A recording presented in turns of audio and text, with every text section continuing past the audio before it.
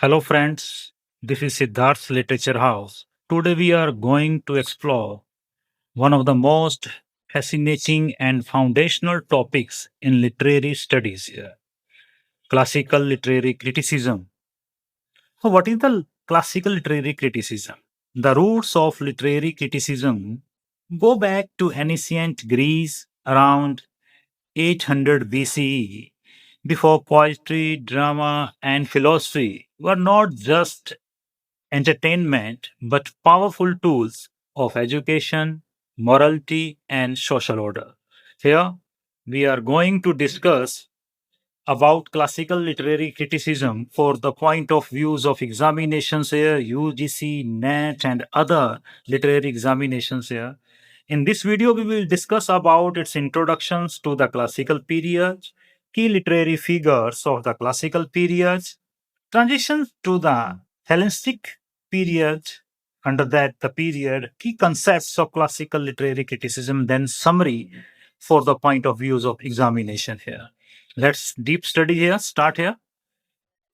इस वीडियो में आज हम इसके इंट्रोडक्शन में डिस्कस करेंगे इसका आलोचनात्मक उद्भव और प्रारंभिक कवि कौन से थे and then main literary writers कौन रहे हैं हेलेनिस्टिक की हम डिस्कस करेंगे और कुछ इसकी प्रमुख अवधारणाएं की पॉइंट्स हैं जैसे माइमेमिस ब्यूटीनेस ऑर्गेनेटिक यूनिटी आदि and then let's discuss about its summary here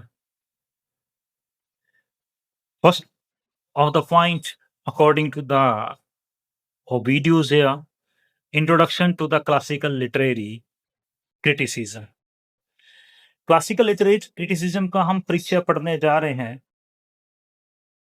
The Western traditions of literary criticism began in ancient Greece. जो western tradition of literary criticism की जो परंपरा शुरुआत हुई थी वो प्राचीन ग्रीस में लगभग 800 ईसा पूर्व के बाद मानी जाती है Shortly after 800 BC, before this area, early Greek poets like Homer, Hesiod, and Sappho were not only storytellers, वो केवल स्टोरी टेलर नहीं थे but also moral educators, guiding society in civics, religious, and ethical values through their poetry. हम कह सकते हैं कि literary criticism का जो क्लासिकल जो पीरियड था वो लगभग 800 ईसा पूर्व के बाद स्टार्ट हुआ जिसमें मेन रूप से जो मोस्टली ग्रीक पोइट्स थे होमर थे हेसियोड और सेपो वो केवल स्टोरी टेलर नहीं थे बल्कि वो समाज के एक नैतिक शिक्षक भी कहा जाते थे उनको वो अपनी कविताओं के माध्यम से नागरिक धार्मिक और नैतिक मूल्यों को समाज तक पहुंचाते होमर का जो महाकाव्य है द होमरिक एपिक्स जिसकी हम बात करेंगे अभी इलियड और Odyssey explored heroism phase and human struggle यहां तक दोस्तों हमने देखा जो क्लासिकल लिटरेरी क्रिटिसिज्म का परिचय है उसमें होमर के जो महाकाव्य हैं एपिक्स हैं उसमें इलियड ओडिसी ये तीन चीजें इसमें खास देखने को मिलती हैं heroism phase and human struggle while जबकि हम हेसियोड का उनका डीलिंग देखें dealt with cosmology and moral order Hesiod ने ब्रह्मांड की उत्पत्ति कॉस्मोलॉजी और नैतिक व्यवस्था पर विचार किया and सेफो contributed lyric poetry focusing on love personal emotion and the human condition so these three are the main important parts of that period where they had explored their views in different way in their writings.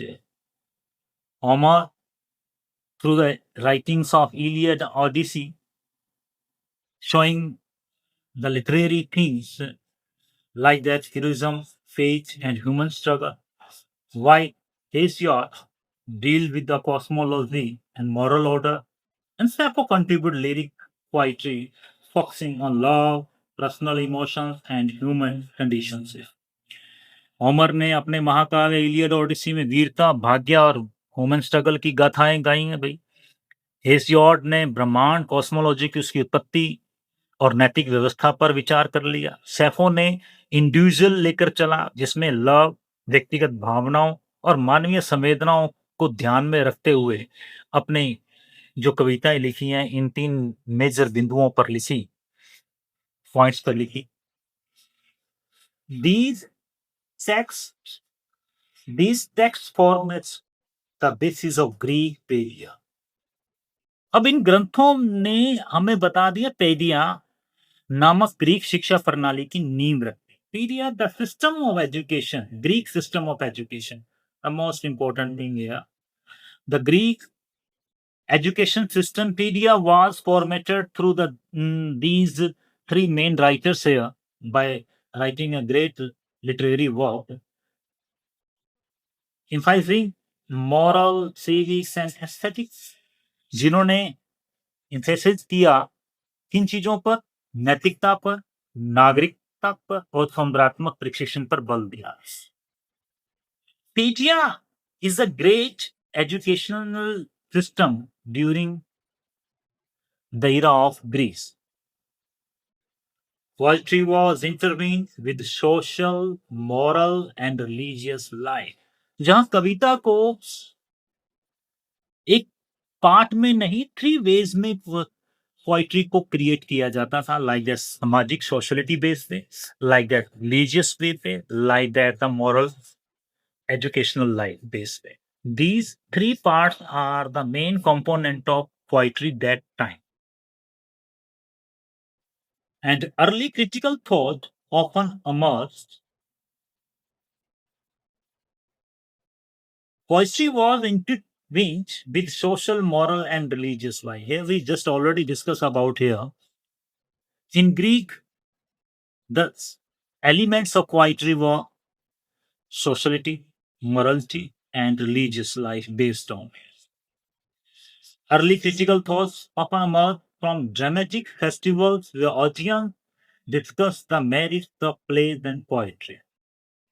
हम बात करें प्रारंभिक आलोचनात्मक अगर चिंतन की बात सोचें इस क्लासिकल लिटरेरी क्रिटिसिज्म में, जो हमें देखने को मिलता है discuss with the merits of plays and poetry, जहां कविताओं की खूबियों पर चर्चा की जाती थी, जहां दर्शक नाटकों और कविताओं को पर ध्यान देते थे, जो उत्सव होते थे उनके थ्रू मेरिट के बेस पर ये डिस्कस किया जाता था। तब बात करें हम, जो क्रिटिसिज्म का वे ऑफ कम्युनिकेशन था वो ड्रामेटिक फेस्टिवल बेस पे था, जहां ऑडियंस डिस्कस करती थी प्लेस का मेरिट्स क्या है, पोएट्री की मेरिट्स क्या है। These things were discussed that time in the classical literary criticism here.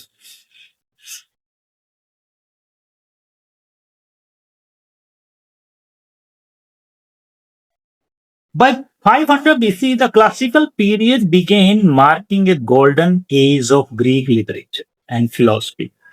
Everyone should note keep the point here. That was the golden age of Greek literature and philosophy. Classical period began. 500 ईसा पूर्व तक शास्त्रीय काल यानी classical period का प्रारंभ हुआ, जिसे Greek साहित्य में और दर्शन में, फिलॉसफी में एक स्वर्ण युग कहा जाता है। The era witnessed the rise of tragedy, comedy, philosophy and authority. ये बात हमें नोटिस में रखनी पड़ेगी. We should keep the point here for exam purpose here. The era witnessed the rise of tragedy. त्रासदी का ये रहा हुआ है, विकास हुआ इसमें.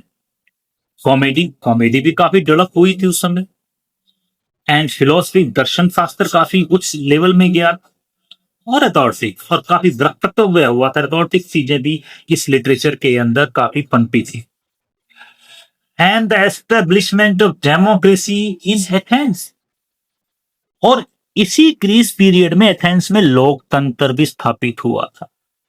Where which allowed citizens to actively debate morality, law and governance, जहां नागरिकों को नैतिकता के बेस पर कानून और शासन पर स्वतंत्र रूप से बहस करने का अधिकार दिया गया था. These conditions created a fertile ground for systematic study of literature and the development of criticism as a discipline. हम कह सकते हैं कि इस समय का ये वातावरण था जो साहित्य के व्यवस्थित अध्ययन और आलोचनात्मक क्रिटिकल एनालाइजेशन करने का एक समय मिल चुका था, जिसमें इस क्रिटिसिज्म को बहुत ही एक विशाल रूप से विकसित किया जा चुका था। ये समय बहुत उपयुक्त था उनके लिए। In the Western critical tradition, the encoding of poetic work led to the development of literary criticism. अगर हम बात करें तो वेस्टर्न क्रिटिकल ट्रेडिशन जो थी, परंपरा से जो थी, the encoding of poetic works led to the development of literary criticism. हम ये कह सकते हैं कि उस समय ये जन्म हो चुका था, बर्थ हो चुका था कि जो पोएटिक वर्क्स था, उस पोएटिक वर्क्स के अंदर किस तरह उनका क्रिटिकल एनालाइजेशन किया जाए। That works led to the development of literary criticism, जिसमें साहित्यिक आलोचनात्मक के विकास को काफी जन्म दिया गया। Some very early Greek poets propounded critical theory of practice. कुछ बहुत प्रारंभिक ग्रीक कवियों ने आलोचनात्मक सिद्धांत या अभ्यास पर प्रचार किया, उसको प्रोफाउंड किया। In the 4th century BC, the Greek critic judges, the Greek कृताई एक वर्ड है ग्रीक्स में जिसे हम जज कहते हैं, न्यायाधीश है, emerged on the themes. तो हमें ये उस समय देख 4वीं शताब्दी ईसा पूर्व में ग्रीक जो क्रेताई न्यायाधीश थे, इन दृश्यों पर उभरे थे, वो काफी सामने आए। इन चीजों के लिए आलोचनात्मक क्रिटिसिज्म को बहुत रूप से वाइड रेंज लेकर आए। These critics were from the elite class. ये एलाइट क्लास में हाई क्लास के श्रेष्ठ उच्च वर्ग के अभिजात वर्ग से, ये जो आलोचक थे, ये क्रिटिक्स थे, ये काफी हाई क्लास लेवल से कंसीडर करते थे। Who studied literary text as artists, social and ideology. जिन्होंने साहित्य की गुणवत्ता को परिभाषित करने के लिए साहित्य ग्रंथों को कलात्मक रूप से सामाजिक और वैचारिक प्रवचनों के रूप में अध्ययन करते थे। They were deep studies about the literary works as artist, social and ideological basis.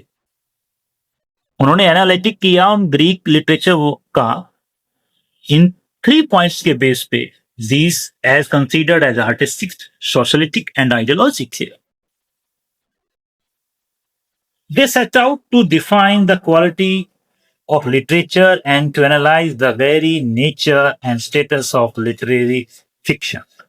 जिन्होंने वेस्टर्न लिटरेरी क्रिटिसिज्म पर अपने ऐसे प्रश्न पर ध्यान केंद्रित किया, जिन्होंने साहित्य की गुणवत्ता को परिभाषित करने में साहित्यिक कथा को की प्रकृति को, उसकी नेचर को, उसकी स्थिति का विश्लेषण करने का काफी प्रयास किया। They set out to define the quality of literature and to analyze the very nature and status of literary function here.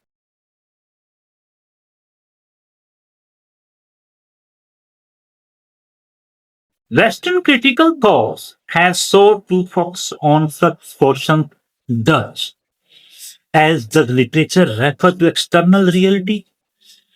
जो वेस्टर्न क्रिटिकल पर्सन थे, वेस्टर्न क्रिटिकल जो थिंकर्स थे, वो ये सोचते थे, वो ऐसे प्रश्नों पर ध्यान देते थे, क्या साहित्य बाहरी वास्तविकता का रेफर करता है, संदर्भित है? What sort of truth does literature aim at? साहित्य में किस प्रकार की सच्चाई का लक्ष्य रखा गया है? What psychological process contribute to the reader's understanding or enjoyment of literary text? क्या साहित्यिक ग्रंथ जो हैं वो पाठक की समझ में, उनको आनंद में किस मनोवैज्ञानिकता प्रोसेस तक योगदान करती हैं? आदि इन सब बातों को क्वेश्चनिंग को उनके माइंड में क्वेश्चनिंग आई, जो मैंने अभी डिस्कस किया था कि दीज वेस्टर्न क्रिटिकल थिंकर्स जो थे वो काफी एलाइट क्लास से संदर्भित होते थे, जिन्होंने लिटरेरी वर्क्स को एज डिस्कस किया किस वे में जाकर इन थ्री कैटेगरीज में जाकर डिस्कस किया as a artistic social and ideological way they considered the these questions here. Does literature refer to external reality? क्या साहित्य बाहरी वास्तविकता को रेफर करता है? What sort of truth does literature aim at? साहित्य में किस प्रकार की सच्चाई का लक्ष्य का उसका एम रखा गया है? What type of truth in the literature है? साहित्य ग्रंथों की and what psychological process contribute to the reader's understanding or enjoyment of literary text here? तो उनका ये भी मानना था कि जो साहित्यिक ग्रंथ थे वो पाठकों की समझ सोच को उनके आनंद को साइकोलॉजी के वे में कहाँ तक इम्पैक्ट करते हैं, कहाँ तक उनको योगदान देते हैं, इन सब बातों को ध्यान में रखा। Moreover they focus on the effect of the literature on society, यहां तक कि उन्होंने लिटरेचर का ये भी इम्पैक्ट देखा कि ये सोसाइटी को कहां तक इम्पैक्ट कर सकता है। तो अभी हमने जो डिस्कस किया था वो इंट्रोडक्शंस डिस्कस किया, क्लासिकल लिटरेरी क्रिटिसिज्म का इम्पैक्ट क्या रहा है at the present of literary criticism in English language here. Now we are going to discuss another part of the video here, की literary figures on classical period. क्या literary figures रहे हैं, उनकी keys main important things क्या रही हैं और classical period की, हम उनके बारे में डिस्कस कर लेते हैं। कौन कौन सी लिटरेरी फिगर्स हैं, क्लासिकल पीरियड्स के प्रमुख साहित्यकार कौन कौन से हैं, किनके बारे में यहाँ डिस्कस मेन रूप से किया जाना चाहिए। The classical period is notable for its dramatic and poetic achievements.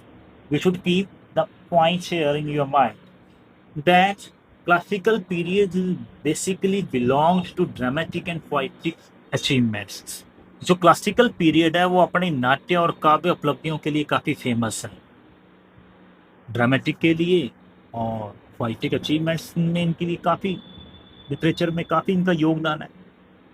Which form the foundation of critical evolution, जो हम कह सकते हैं कि उन्होंने साहित्यिक आलोचनाओं की एक नींव रख दी थी। तो यहाँ हमारे लिए सबसे बड़ी बात ध्यान में रखने वाली ये है, we should keep the point that for the exam of views the classical literary criticism is the base of at present critical literary criticism से। हम बात करें त्रासदीकार ट्रेजेडियंस की, जो ट्रेजेडियंस रहे हुए त्रासदीकार रहे हैं during that period, classical period के टाइम कौन कौन से ट्रेजेडियंस रहे हैं, त्रासदीकार राइटर्स कौन कौन से रहे हैं। तो सबसे पहले नाम आता है Aeschylus, who introduce complex plot structures and moral dimension emphasizing heroism, justice, divine law। हम बात करें एसिक्लेस की, जिन्होंने जटिल कथनात्मक संरचनाएं स्तरीय नैतिक दुविधाएं प्रस्तुत कर कॉम्प्लेक्स प्लॉट स्ट्रक्चर दिया, मॉरल डायमेंशन दिया, जिन्होंने का इन्फोर्स किया गया है, इम्फेसिस किया है heroism, justice and divine law. उनकी रचनाओं में हम देखें तो वीरता भी दिखाई देती है, हीरोइज्म जस्टिस न्याय भी दिखाई देता है, और डिवाइन लॉ दैवीय व्यवस्था भी हमें दिखाई देती है। हिज ट्रायलॉजी मोस्ट इंपॉर्टेंट जो उसकी ट्रायलॉजी है, his trilogy Oresteia, his trilogy Oresteia examine remains, justice and social workers. There were the three themes represented by Achilles in his works. ऑरेस्ट्रिया, प्रतिशोध देखने को मिला, रिवेंज देखने को मिला, जस्टिस न्याय देखने को मिला, इवन सोशल ऑर्डर भी, सामाजिक व्यवस्था की भी हमें जांच मिलती है, वहां देखने को मिलती। Another tragedian Sophocles during the period of classic period में अनदर ट्रेजेडी की बात करें, हम प्राधिकार की बात करें, सेफोक्लिस explored human suffering and the conflict between fate and moral responsibility। सेफोक्लिस ने मानवीय दुख को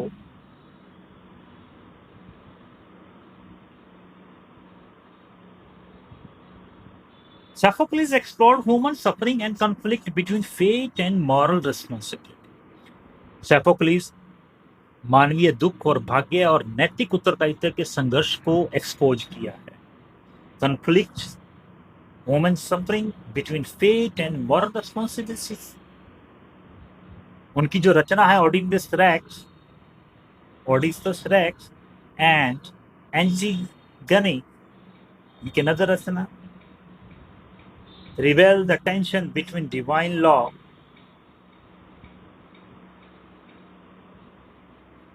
and human agency and civic duty। तो सेफोक्लीज के जो ओडिपस रेक्स एंड एंटीगानी में दैवीय नियम देखने को मिलते हैं, डिवाइन लॉ देखने को मिलता है, ह्यूमन एजेंसी मानव की स्वतंत्र इच्छा पर दिखाई दिया जाता है, उसमें एक्सपोज किया गया है। Human wish exploration of freedom दिया गया, और इवन सिविक ड्यूटी, नागरिक कर्तव्य भी बताया गया। इन तीनों चीजों के बीच में हमें टेंशन दिखाई देती है। It means Sophocles wanted to expose the real human struggles, fate and morality responsibility। Human struggles को शो किया उन दो चीजों के बीच में, जिसमें फेट भी था और दूसरी साइड में ह्यूमन के लिए मॉरल रिस्पॉन्सिबिलिटीज भी थी। Another tragedies going to discuss about here, Euripides।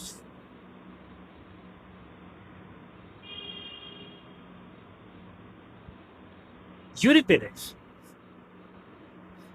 focus on psychological reasons, questioning traditional moral values and presenting non-flawed character।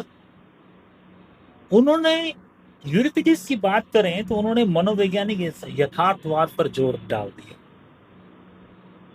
और जो परंपरा के नैतिक मूल्यों पर उन पर क्वेश्चन लगा दिया। क्वेश्चनिंग द ट्रेडिशनल वैल्यू पर क्वेश्चनिंग लगाने वाले कौन है? क्लासिकल ट्रेजेडियंस की बात करें तो उसमें यूरिपिडिस का नाम आता है, जिन्होंने साइकोलॉजिकल रिलीजन पर ध्यान दिया, that is Euripides. Flaws characters expose किए उन्होंने, त्रुटिपूर्ण, जटिल और यथार्थ पर पात्र रस दी उन्होंने ऐसे कैरेक्टर की रचना करी, प्रेजेंटिंग फॉल्स कैरेक्टर्स, जो काफी गलत तरीके से, त्रुटिपूर्ण से और जटिल तरीके से जो कैरेक्टर्स की रचना करेगी लिटरेचर के अंदर, उसका योगदान हम बात करें तो यूरिपिडिस का जाता है। उनकी बेसिक जो वर्क्स हैं, बात करें मीडिया, द बेक्काई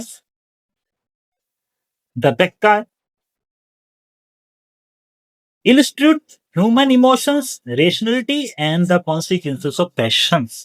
ये यूरिपिडिस के दो मेन एग्जाम्पल है, मीडिया और द बेक्काई, जो मेन थीम्स मानवीय भावनाओं को, ह्यूमन इमोशंस का एक एग्जाम्पल एक्सप्रेस होता है। रेशनलिटी, तर्कशीलता का ज्ञान हमें देखने को मिलता है, and the consequences of passion, और पैशन के रखने से उसके क्या परिणाम आते हैं, हमें लिटरेचर के अंदर कैरेक्टर्स के माध्यम से ये बताया गया है। तो ये त्रास्तिकार ट्रेजेडियंस थे, जिसमें एसिलस भी आया, सोफोक्लिस भी आया, यूरिपिडिस ने भी अपने लिटरेचर वर्क्स के थ्रू डिफरेंट थीम्स हमारे इंग्लिश लिटरेचर के अंदर सेटअप करी। अनदर आता कॉमेडी। हम बात करते हैं कॉमेडियन राइटर्स की, हास्यकार राइटर्स भी यहाँ रहे हैं क्लासिकल लिटरेचर पीरियड के अंदर। जिस सबसे पहले आते हैं Aristophanes. Aristophanes used their humour to critic society, politics and literary trends. उन्होंने दो चीजों को, लिटरेरी टर्म्स को यूज किया, स्टायर को, ह्यूमर को, व्यंग और हास्य का उपयोग करके समाज पर, सोशल पर, पॉलिटिक्स पर, राजनीति पर, और जितनी भी लिटरेरी ट्रेंड्स करी गई हैं, साहित्यिक परिवर्तनों की रचना करी गई है, उनकी लोचनात्मकता करी। लेकिन उस लोचनात्मकता को यूज करने के लिए टू टर्म्स उसने यूज करी एरिस्टोफनीज ने, जो स्टायर और ह्यूमर के माध्यम से करी। उनकी जो सबसे फेमस कृति है, रचना है, तो बात करें द फ्रॉग्स। द फ्रॉग्स में during the written in the era of 405 BC, he stages a literary debate between Aeschylus, traditional heroic poetry, and the Euripides, modern plain speaking। तो उन्होंने अपनी इस रचना के अंदर द फ्रॉग्स के अंदर एसिलस जो पारंपरिक वीर काव्य के रूप में डिजाइन किए गए हैं, बताए गए हैं, ट्रेडिशनल हीरोइक पोइट्री का सिंबॉलिक लेकर चलते हैं, और यूरिपिडिस जिसे हम मॉडर्न प्लेन स्पीकिंग पर्सन से बड़ी सहज भाषा के रूप माध्यम से और बड़ी आधुनिकता के वे में यूरिपिडिस ने अपने रचनाओं में मानवीय भावनाओं को, ह्यूमन इमोशंस को, रेशनलिटीज को और कॉन्सिक्वेंसेस ऑफ पैशंस को एक्सप्रेस किया यहां पर उन्होंने। तो एरिस्टोनीज ने यहां सबसे पहले वाद विवाद डिबेट एक्सपोज किया, किसके बीच में? एसिगलस और यूरिपिडीज के बीच में एक साहित्यिक वाद विवाद प्रस्तुत कर, highlighting conflicts between old and new values, showing that poetry influenced moral and civic education। ये डिबेट हमें पुराने और नए पोइट्रिक मूल्यों पर डिस्कस करता, टकराव दिखाता है, ये दिखाया गया है। और यहां तक ये बताया गया है जो पोइट्री है, जो कविता है, वो समाज की मॉरलिटी को और नागरिक शिक्षा को किस तरह प्रभावित करती है। Influenced moral and civic education influenced by the poetry. तो हमें ये बताया गया एरिस्टोनीज ने, जो काफी कॉमेडियन वे में डिस्कस किया लिटरेचर के अंदर, ओल्ड वैल्यूज क्या थी और न्यू वैल्यूज में कहाँ कन्फ्लिक्ट है, कहाँ टकराव आया हुआ है, ये सब चीजें हमें देखने को मिली थी। अनदर की फिगर फिलोसफर्स की बात करते हैं, दार्शनिक पर्सन भी रहे हैं लिटरेचर में, राइटर्स रहे हैं क्लासिक पीरियड में। तो सबसे पहले आता है सोक्रेटिस। सुकरात की बात तो कहीं छिप नहीं सकती है। उन्होंने इंसाइस किया questioning assumptions and morality through dialogue, analysis, challenging traditional beliefs. सुकरात ने एक नई पद्धति को जन्म दिया फिलॉसफी के रेशियो के अंदर। उन्होंने प्रश्नोत्तरी पद्धति से तर्क करना सिखा दी, क्लेंसिस कर दिया उन्होंने, through the method of questioning. Questioning को पैदा करने वाले सुकरात, सोक्रेटिस है। चैलेंजिंग ट्रेडिशनल बिलाइफ्स, उन्होंने पारंपरिक मान्यताओं को चुनौती दे दी और नैतिकता की पड़ताल कर ली।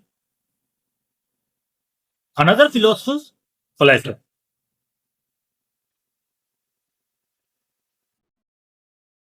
Systemize philosophical thoughts and literary criticism in dialogue, examining justice, morality, knowledge, and the role of art in the society। प्लेटो ने क्या किया? उन्होंने दार्शनिक चिंतन और साहित्यिक आलोचनाओं को अपने डायलॉग्स में व्यवस्थित कर दिया।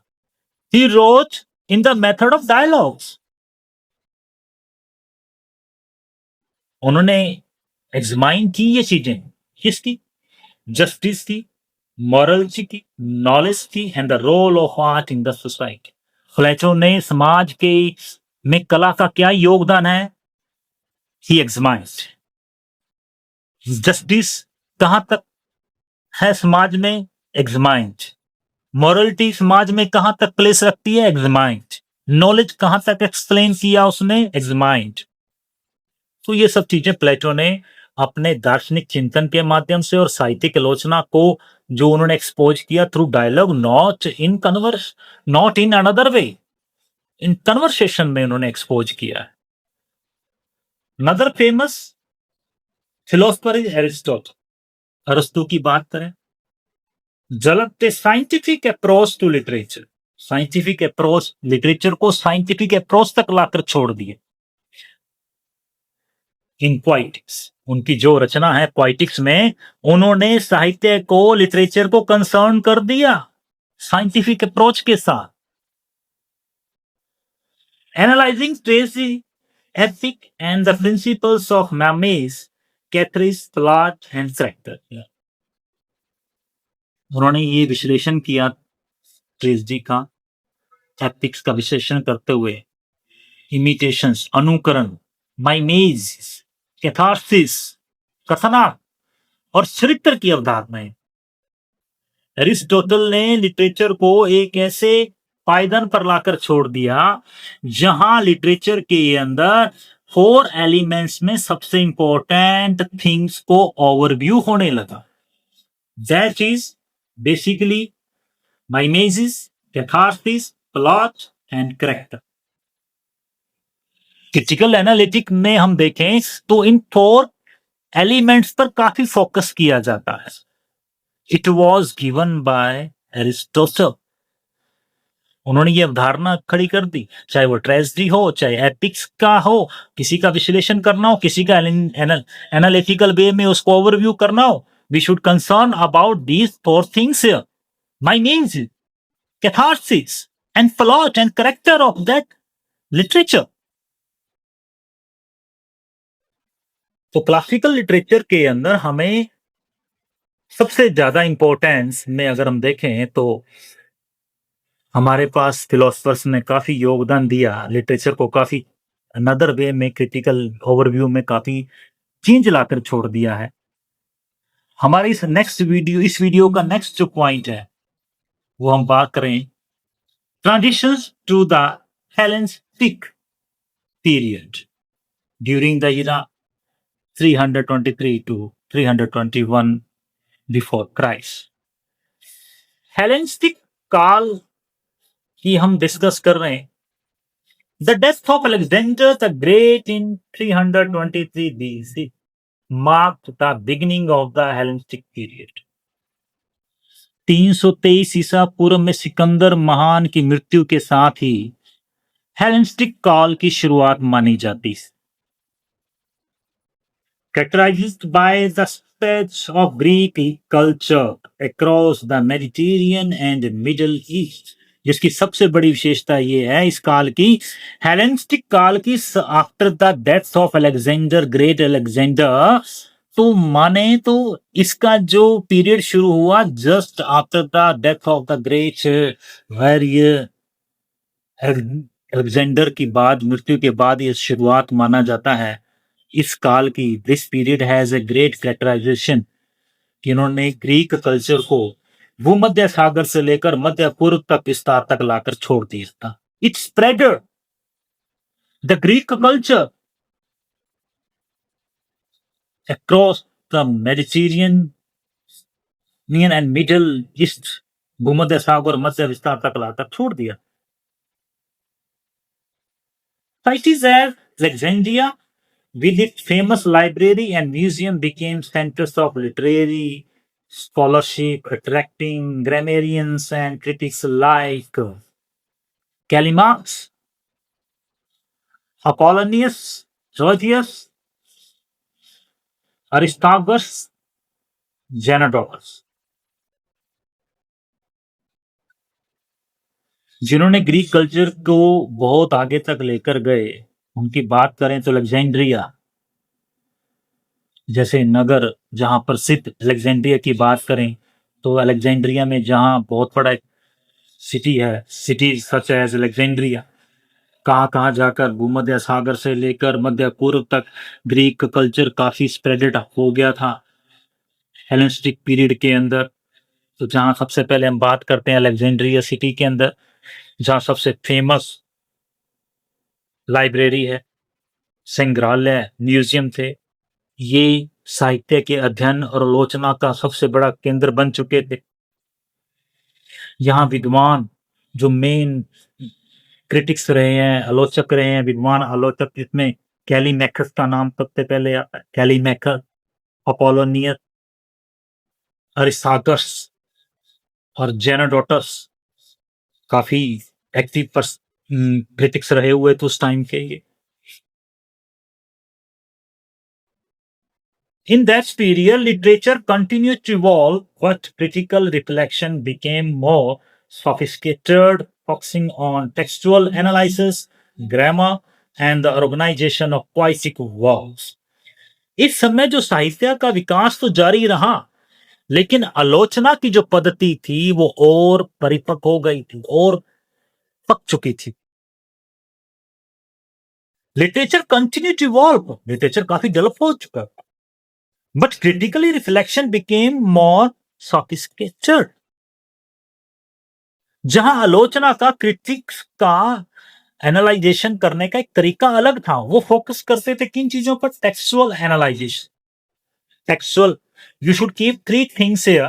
टेक्सुअल एनालाइजेशन होता था हेलेनिस्टिक पीरियड के अंदर, ग्रामेटिकल एनालिटिक होता था, और even the organisation of poetic works, यहां तक कि कविताओं और ग्रंथों का जो संगठन हुआ था, ऑर्गेनाइजेशन हुआ था, उनका भी एनालिटिकल हुआ है। इन तीन चीजों पर उनका ध्यान केंद्रित हुआ during the period of Hellenistic period. These are the three main things where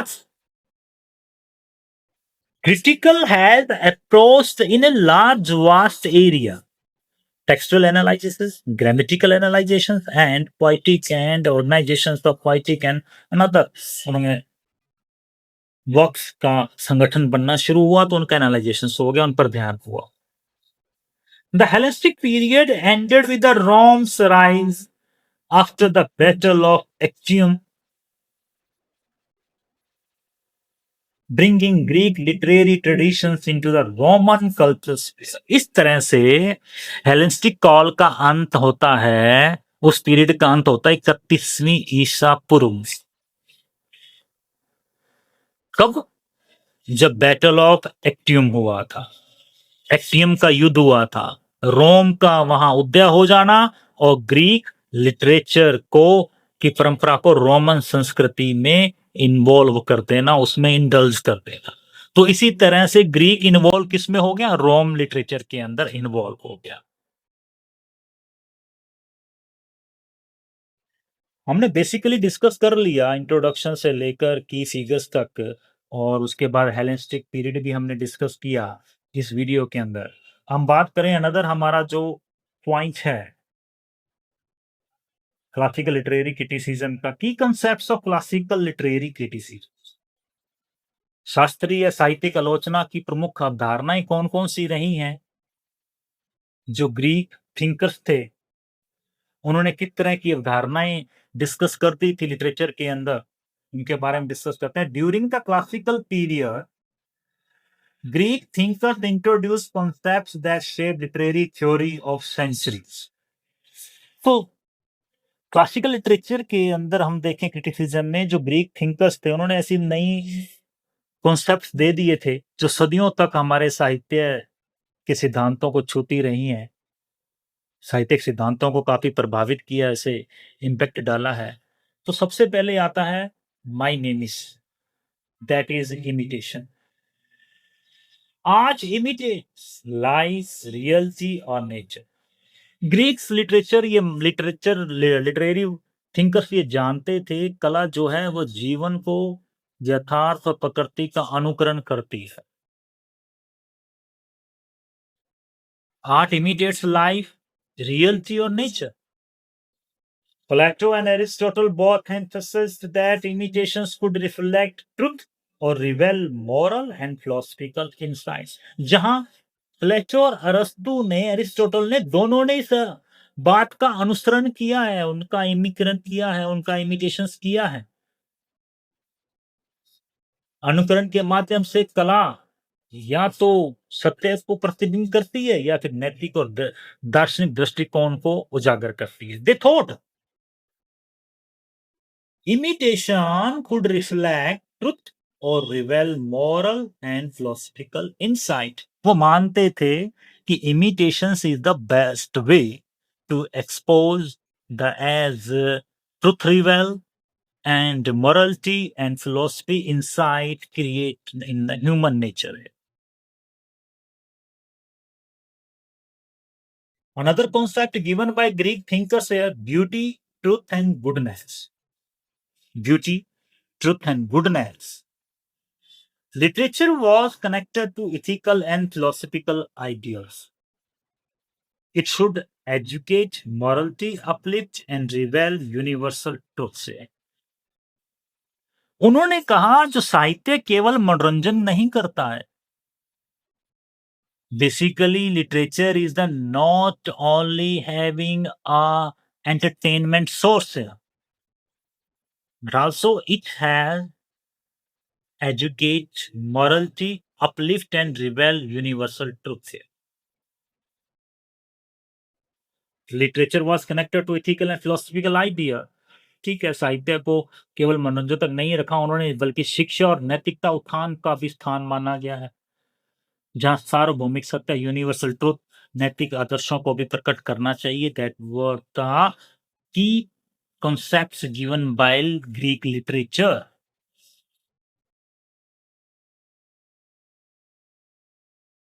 Another point of view, organic unity. संगठित एकता की बात भी करी गई है भैया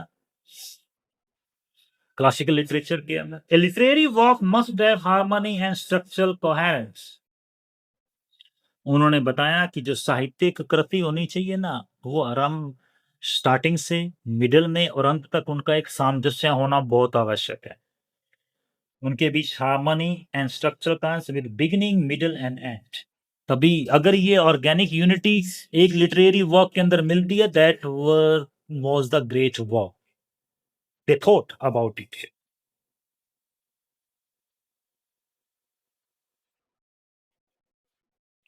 social political and moral functions another concepts दिया उन्होंने सोशल बेस पे पॉलिटिकल बेस पर और मॉरल फंक्शन पर उन्होंने कहा literature guides citizens ethical religiously and socially fostering civics responsibility उन्होंने यहां तक की बात कही थी साहित्य जो है वो नागरिकों को सिविलाइजेशन पर्सन्स को सिविक्स को सिटीजन्स को क्या प्रदान करता है क्या देता है नैतिकता देता है इथिकली धार्मिकता का मार्गदर्शन करता है और सामाजिक रूप से और सोशली से रूप से उनको एक मार्गदर्शन देता है दैट इज द रिस्पॉन्सिबिलिटी ये नागरिक उत्तरदायित्व और सामाजिक चेतना को बढ़ाता है सिविक सेंस को भी ये अपग्रेड करता है अपलिफ्ट करता है लिटरेचर के सबसे बड़ा दायित्व इस तरह से भी है कि सिटीजन्स को हमें नैतिकता की तरफ धार्मिकता की तरफ सामाजिक रूप से उन्हें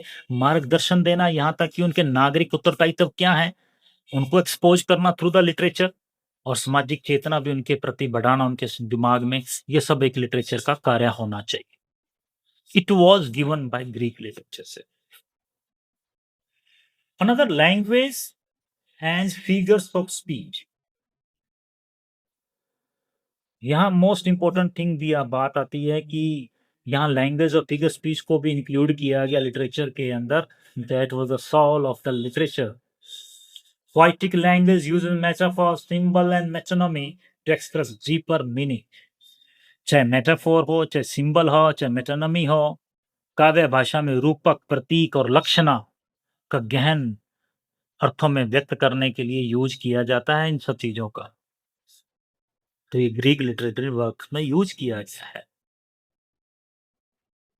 cannon formation canon formation identifying the most important works for cultural and educational preservation यह तय करना कि कौन कौन सी रचनाएं सांस्कृतिक और शैक्षणिक संरक्षण के लिए योग्य हैं श्रेष्ठ हैं इस प्रोसेस के लिए महत्वपूर्ण साहित्य को अलग पहचान दी गई कैनन फॉर्मेशन की गई which literary work is most important having above these things discussed above on the section here given by Greek literary thinkers development of genre शैली और विधाओं का विकास किया गया भैया यहाँ पर epics, tragedy, comedy, lyric poetry, and song was systematically studied for structure, theme, and function. चाहे वो ट्रेजिडी की बात करें चाहे हम एपिक्स की बात करें चाहे हम कॉमेडी की बात करें चाहे लिरिक पोइट्री की बात करें इनका भी व्यवस्थित रूप से अध्ययन किया गया स्टडी की गई इनमें भी संरचना कैसी होनी चाहिए उनका स्ट्रक्चर कैसा होना चाहिए उनकी थीम कैसी होनी चाहिए उनका फंक्शन उनका उद्देश्य क्या होना चाहिए इस बात पर भी ध्यान दिया गया क्लासिकल लिटरेरी क्रिटिसिज्म के अंदर ग्रीक लिटरेरी थिंकर्स के द्वारा। समिंग अप हम कह सकते हैं कि ग्रीक लिटरेरी थिंकर्स ने हमारे लिटरेचर के अंदर, इंग्लिश लिटरेचर के अंदर बहुत बड़ा योगदान दिया क्रिटिसिज्म को अंडरस्टैंडिंग करने के लिए। समरी के रूप में हमने अभी जो डिस्कस किया है अपने इस वीडियो में, for the point of exam view हम बात करें तो एक छोटा सा 1 मिनट का हम यहाँ इसकी समरी डिस्कस कर लेते हैं। Begins in ancient Greece. Classical literary criticism started in ancient Greece post 800 BCE। साहित्य आलोचना का जो आरंभ माना जाता है वो प्राचीन ग्रीस में था, 800 ईसा पूर्व के बाद माना जाता है, होमरिक एपिक्स के माध्यम से। होमर की जो महाकाव्य रचनाएं हैं, इलियड और ओडिसी, इस परंपरा की नींव है ई early poets Hesiod, Sappho, cosmology, moral order. Hesiod ने ब्रह्मांड की उत्पत्ति बताई थी। मोरल ऑर्डर, नैतिक व्यवस्था पर उसने रचनाएं करी हेसियोड ने। और सेफोस ने करी लिरिक पोएट्री, प्रेम और मानवीय भावनाओं से संबंधित ह्यूमन इमोशंस और based in love poetry, lyric poetry की रचना करी। तो मानते हैं जो ओरिजिन है क्रिटिकल लिटरेरी क्रिटिसिज्म का, वो उसका स्टार्टिंग माने तो 800 ईसा पूर्व के बाद हुआ, और उसका नींव जो रखी थी होमर की महाकाव्य रचनाओं ने रख दी थी, इलियड और ओडिसी जैसी परंपरा। अब बात करें इसका classic education function of literature क्या रहा है, साहित्य का कार्य क्या रहा है। पीडिया रहा है, पीडिया शिक्षा रही है, एजुकेशन रही है, सिविक वैल्यूज और मॉरलिटी रही है, नागरिक मूल्यों और नैतिकताओं का विकास करना रहा है इसका थीम।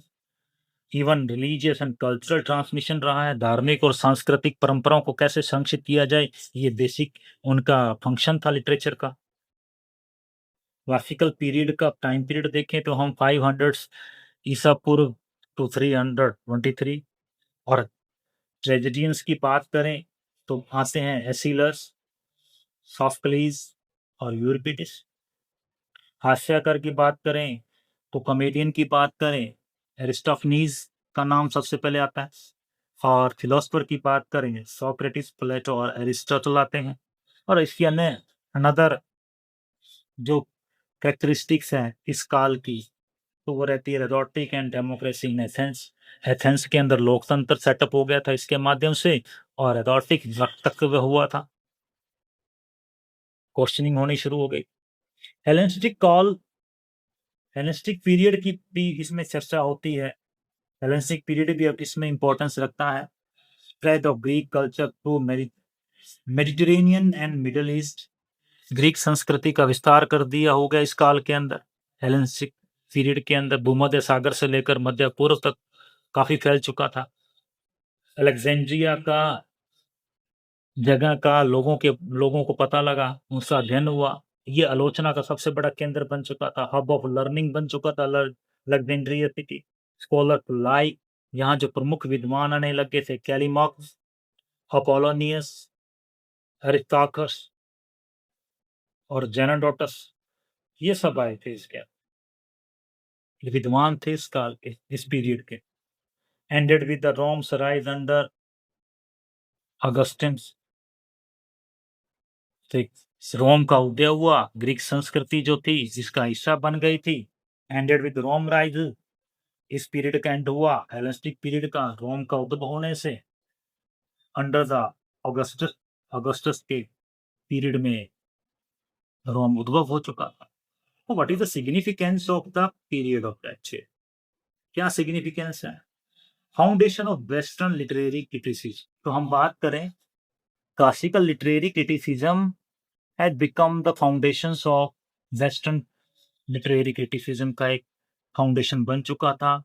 पश्चिमी साहित्य आलोचना की इसने नींव रख दी थी, जिसमें mimesis, canon, genres, time, moral and social function थे। अनुकरण होना, इमिटेशंस होना, कैनन निर्माण हुआ, जो साहित्यिक विधाएं हैं, जिनरिस हैं, वो भी पैदा हो गई थी, उनका भी उद्भव हो गया था। शैली और सामाजिक नैतिक कार्य, ये सब लिटरेचर में इंपॉर्टेंस रखेगी। Focus on literature influences on society and human factor, यहाँ तक ध्यान दिया गया कि साहित्य समाज और मानवीय चरित्र पर किस तरह प्रभावित रूप पर उसको इम्पैक्ट करता है, प्रभाव देता है उस पर। इस बात पर जोर दिया गया साहित्य ने समाज और मानवीय चरित्र।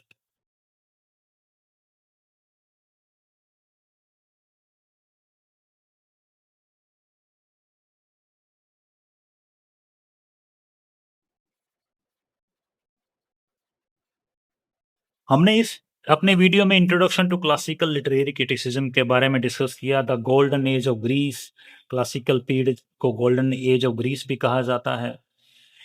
की लिटरेरी फिगर्स के बारे में कौन कौन से महान राइटर्स रहे हुए हैं उनके बारे में बात करी हमने, चाहे वो ट्रेजेडियंस थे, चाहे कॉमेडियन थे, चाहे फिलोसफर्स थे। वो transitions to the Hellenistic period के बारे में भी डिस्कस कर लिया। इस क्लासिकल क्रिटिसिज्म के की कॉन्सेप्ट्स क्या रहे हैं, इस क्लासिकल क्रिटिसिज्म ने हमें लिटरेचर के अंदर क्या प्रमुख देन दी है उसके बारे में भी डिस्कस कर लिया। समरी और सिग्निफिकेंस भी बात कर ली। अब लास्ट में मैं आपको फ्रेंड्स ये बता दूं, this was an overview of classical literary criticism, the roots of all literary theory we study today. In the next video, we will dive deeper into Plato and Aristotle's critical theories in detail. If you found this useful, don't forget to like, share, and subscribe to my channel for more insights into English literature here. Thank you. Have a nice day. Bye bye.